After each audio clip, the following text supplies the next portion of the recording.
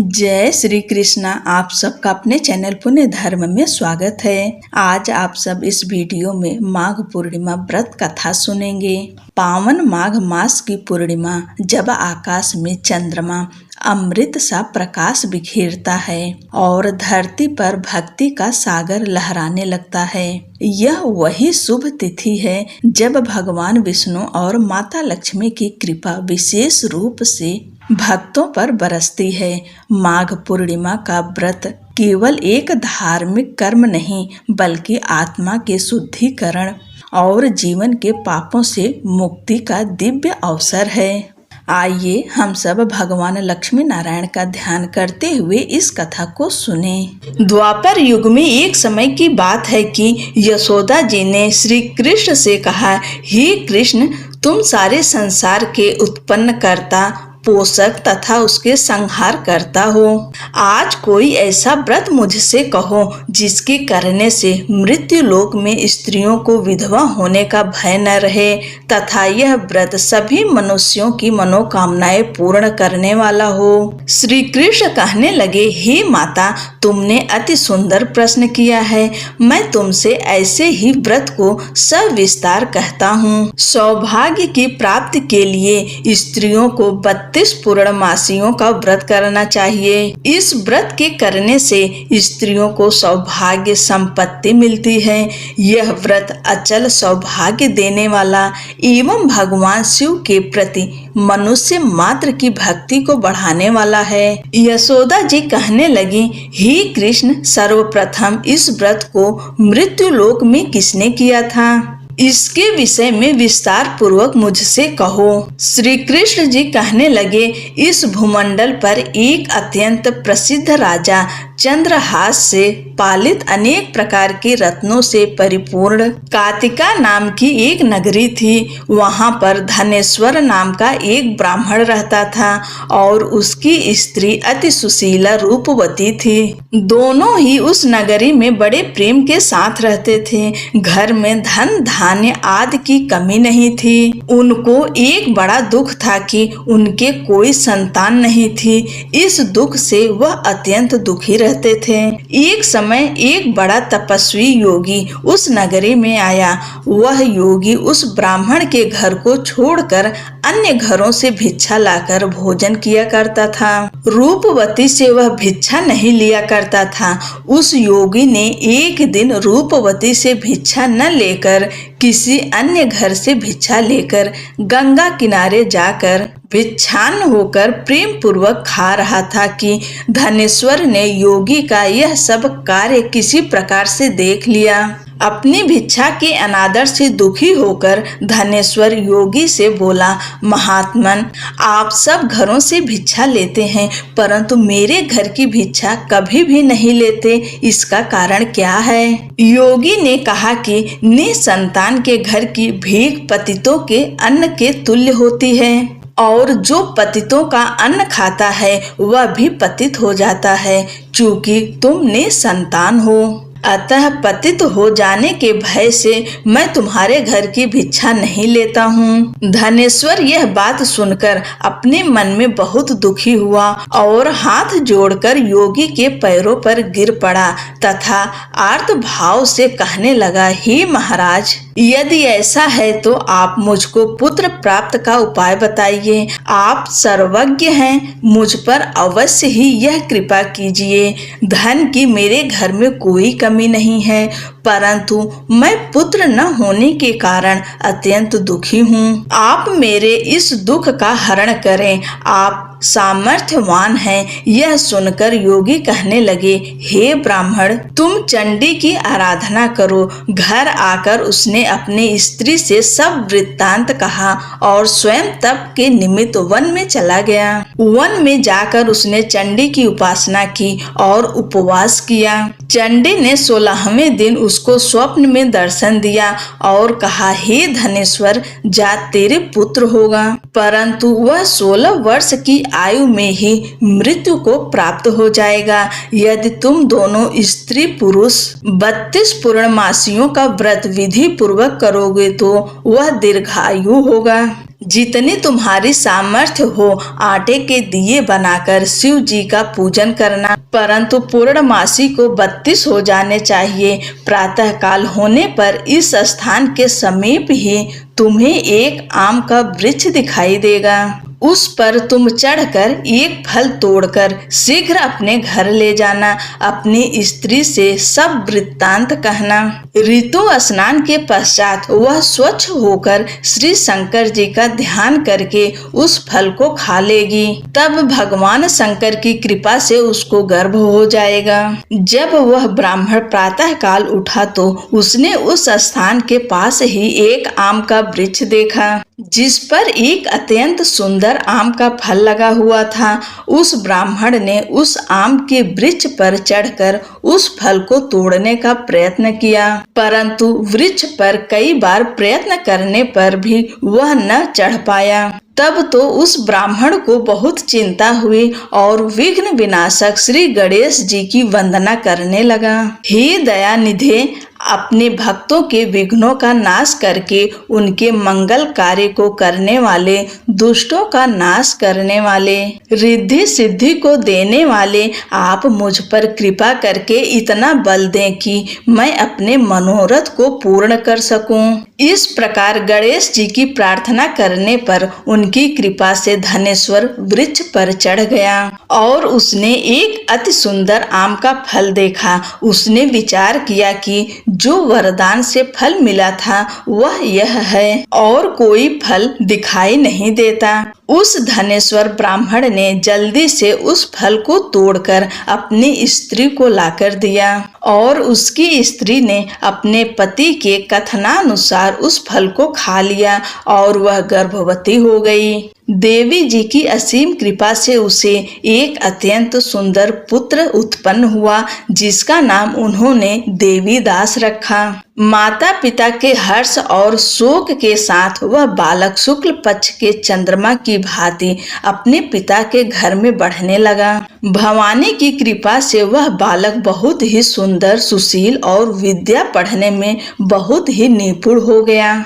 दुर्गा जी की आज्ञा अनुसार उसकी माता ने 32 पूर्णमासी का व्रत रखना प्रारंभ कर दिया था, जिससे उसका पुत्र बड़ी आयु वाला हो जाए। 16वां वर्ष लगते ही देवीदास के माता पिता को बड़ी चिंता हो गई कि कहीं उनके पुत्र की इस वर्ष मृत्यु न हो जाए।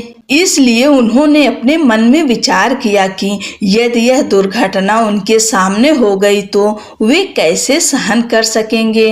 अस्तु उन्होंने देवीदास के मामा को बुलाया और कहा कि हमारी इच्छा है कि देवीदास 1 वर्ष तक काशी में जाकर विद्या अध्ययन करें और उसको अकेला भी नहीं छोड़ना चाहिए। इसलिए साथ में तुम चले जाओ और 1 वर्ष के पश्चात इसको वापस लौटा लाना। सब प्रबंध करके उसके माता पिता ने काशी जाने के लिए देवीदास को एक घोड़े पर बैठाकर उसके मामा को उसके साथ कर दिया, किंतु यह बात उसके मामा या किसी और से नहीं कही। धनेश्वर ने सपत्नीक अपने पुत्र की मंगल कामना तथा दीर्घायु के लिए भगवती दुर्गा की आराधना और पूर्णमासियों का व्रत करना आरंभ कर दिया। इस प्रकार बराबर 32 पूर्णमासी का व्रत पूरा किया। कुछ समय पश्चात एक दिन वह दोनों मामा और भांजा मार्ग में रात्रि बिताने के लिए किसी ग्राम में ठहरे हुए थे। उस दिन उस गांव में एक ब्राह्मण की अत्यंत सुंदरी, सुशीला, विदुषी और गुणवती कन्या का विवाह होने वाला था। जिस धर्मशाला के अंदर वर और उसकी बारात ठहरी हुई थी, उसी धर्मशाला में देवीदास और उसके मामा भी ठहरे हुए थे। संयोगवश कन्या को तेल आदि चढ़ाकर मंडप आदि का कृत्य किया गया तो लग्न के समय वर को धनुर्वात हो गया।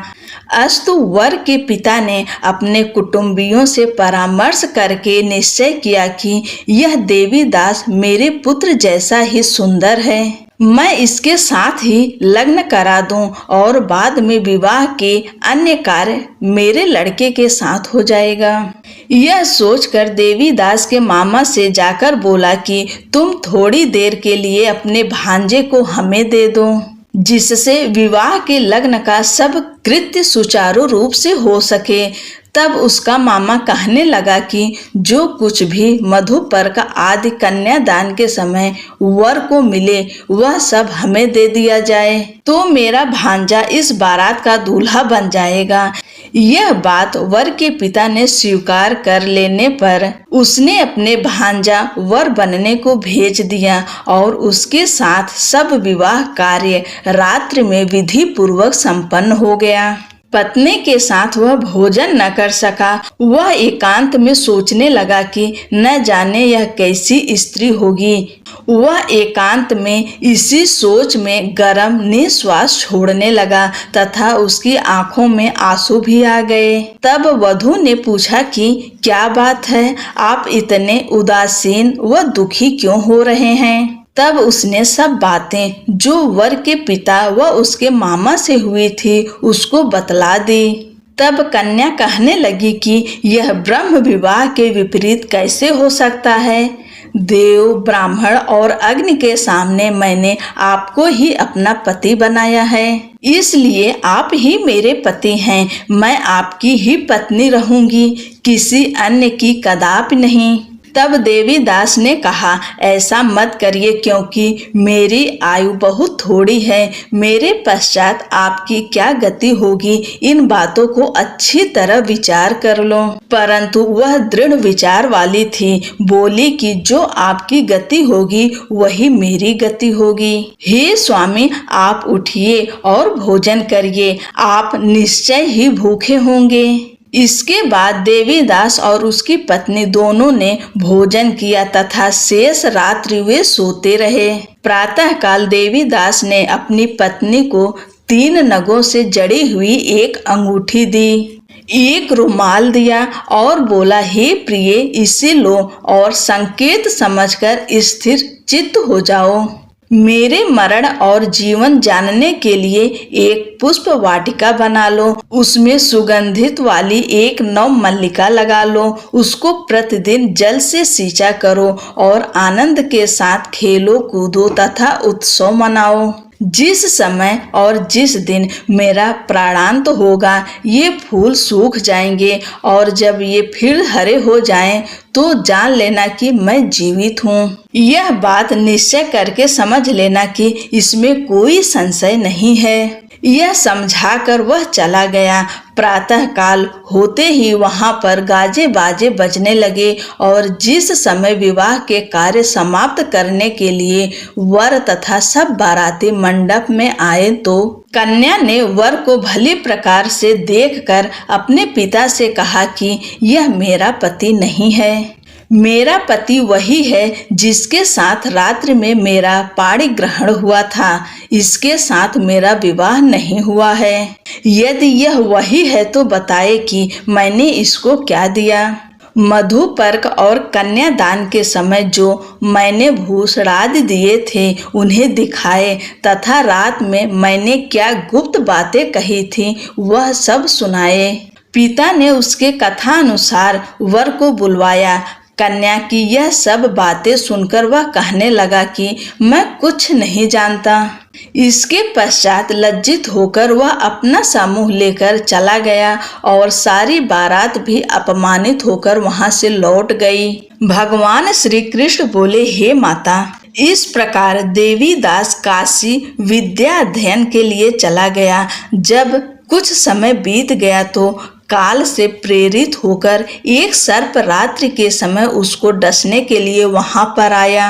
उस विषधर के प्रभाव से उसके शयन का स्थान चारों ओर से विष की ज्वाला से विषैला हो गया, परंतु व्रतराज के प्रभाव से उसको काटने न पाया, क्योंकि पहले ही उसकी माता ने 32 पूर्णिमा का व्रत पूर्ण कर रखा था। इसके बाद मध्याह्न के समय स्वयं काल वहां पर आया और उसके प्रभाव से उसके प्राणों को निकालने का प्रयत्न करने लगा।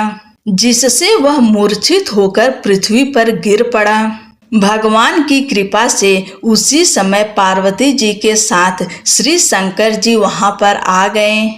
उसको मूर्छित दशा में देखकर पार्वती जी ने भगवान शंकर से प्रार्थना की कि हे महाराज, इस बालक की माता ने पहले 32 पूर्णिमा का व्रत किया था, जिसके प्रभाव से हे भगवान आप इसको प्राण दान दें। भवानी के कहने पर भक्त वत्सल भगवान श्री शिव जी ने उसको प्राण दान दे दिए। इस व्रत के प्रभाव से काल को भी पीछे हटना पड़ा और देवी दास स्वस्थ होकर बैठ गया। उधर उसकी स्त्री उसके काल की प्रतीक्षा किया करती थी। जब उसने देखा कि उस पुष्प वाटिका में पत्र पुष्प कुछ भी नहीं रहे तो उसको अत्यंत आश्चर्य हुआ और जब वह वैसे ही हरी भरी हो गई तो वह जान गई कि वह जीवित हो गए हैं। यह देखकर वह बहुत प्रसन्न मन से अपने पिता से कहने लगी, हे पिताजी, मेरे पति जीवित हैं, आप उनको ढूंढिए। जब 16वां वर्ष व्यतीत हो गया तो देवी दास भी अपने मामा के साथ काशी से चल दिया। इधर उसे ससुर उसको ढूंढने के लिए अपने घर से जाने वाले ही थे कि वह दोनों मामा भांजा वहां पर आ गए। उसको आया देखकर उसका ससुर बड़ी प्रसन्नता के साथ अपने घर ले आया। उस समय नगर के निवासी भी वहां इकट्ठे हो गए और सबने निश्चय किया कि अवश्य ही इसी बालक के साथ इस कन्या का विवाह हुआ था। उस बालक को जब कन्या ने देखा तो पहचान लिया और कहा कि यह तो वही है जो संकेत करके गया था। तदुपरांत सभी कहने लगे कि भला हुआ जो यह आ गया और सब नगरवासियों ने आनंद मनाया।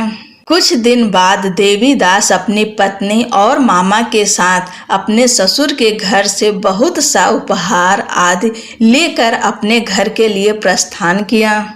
जब वह अपने गांव के निकट आ गया तो कई लोगों ने उसको देखकर उसके माता पिता को पहले ही जाकर खबर दे दी कि तुम्हारा पुत्र देवी दास अपनी पत्नी और मामा के साथ आ रहा है। ऐसा समाचार सुनकर पहले तो उन्हें विश्वास ही नहीं हुआ, किंतु जब और लोगों ने भी आकर उनकी बात का समर्थन किया तो उनको बड़ा आश्चर्य हुआ। लेकिन थोड़ी देर में देवी दास ने आकर अपने माता पिता के चरणों में अपना सिर रखकर प्रणाम किया और उसकी पत्नी ने अपने सास ससुर के चरणों को स्पर्श किया तो माता पिता ने अपने पुत्र और पुत्र वधू को अपने हृदय से लगा लिया और दोनों की आंखों में प्रेमाश्रु बह चले। अपने पुत्र और पुत्र वधू के आने की खुशी में धनेश्वर ने बड़ा भारी उत्सव किया और ब्राह्मणों को भी बहुत सा दान दक्षिणा देकर प्रसन्न किया। श्री कृष्ण जी कहने लगे कि इस प्रकार धनेश्वर 32 पूर्णिमाओं के व्रत के प्रभाव से पुत्रवान हो गया। जो भी स्त्रियां इस व्रत को करती हैं वे जन्म जन्मांतर में वैधव्य का दुख नहीं भोगती और सदैव सौभाग्यवती रहती हैं। यह मेरा वचन है, इसमें कोई संदेह नहीं मानना। यह व्रत पुत्र पौत्र को देने वाला तथा संपूर्ण कामनाओं को पूर्ण करने वाला है।